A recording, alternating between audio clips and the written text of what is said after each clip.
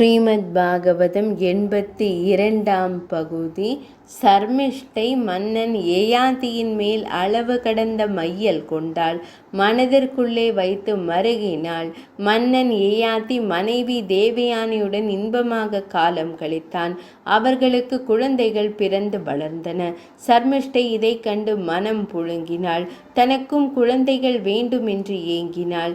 ஒரு சமயம் தன் உள்ளத்து ஆசையை மன்னன் யயாதியிடம் வெளிப்படுத்தி அழுதாள்.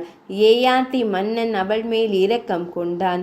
இரக்கம் பாசமாகியது, பாசம் மையலாகியது. யயாதியும் சர்மிஷ்டையும் யாருக்கும் தெரியாமல் இணைந்தார்கள். சந்தோஷமாக இருந்தார்கள். அவர்கள் மையலை வெகுகாலம் மறைக்க இயலவில்லை. சர்மிஷ்டைக்கும் குழந்தைகள் பிறந்தன. யயாதி மன்னன் சர்மிஷ்டையின் தொடர்பு தேவயானிக்கு தெரிந்து போனது. தேவயானி கொந்தளித்து போனாள். தந்தை சுக்ராச்சாரியாரிடம் சென்று முறையிட்டாள். அழுது புலம்பினாள். கோபம் கொண்ட சுக்ராச்சாரியார் மன்னன் யயாதியிடம் வந்தார். யயாதி, நான் கூறியதை மறந்து என் மகளுக்கு துரோகம் செய்துவிட்டாய். இளமை திமிரினால்தானே சர்மிஷ்டையுடன் சல்லாபம் புரிந்தாய். இதோ இப்போதே அந்த இளமையை இழந்து முதுமை அடைவாய் என்று சாபமிட்டார். அப்போதே யயாதி மன்னன் கிழட்டுத்தன்மை அடைந்தான். சுக்ராச்சாரியாரிடம் மண்டியிட்டு வேண்டினான்.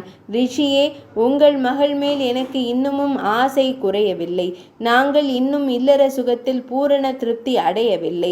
அதற்குள் என்னை இப்படி சபித்து விட்டீர்களே. தயை கூர்ந்து என் மீது கருணை காட்டுங்கள். மீண்டும் இளமையை திரும்ப தாருங்கள் என்று கண்ணீர் வடித்தான். மன்னனே, கொடுத்த சாபத்தை மீண்டும் திரும்ப பெற்று கொள்ள இயலாது. ஆனால் ஒரு வழி இருக்கிறது.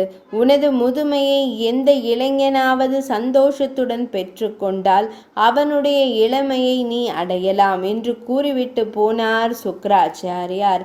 82ஆம் பகுதி நிறைவடைந்தது.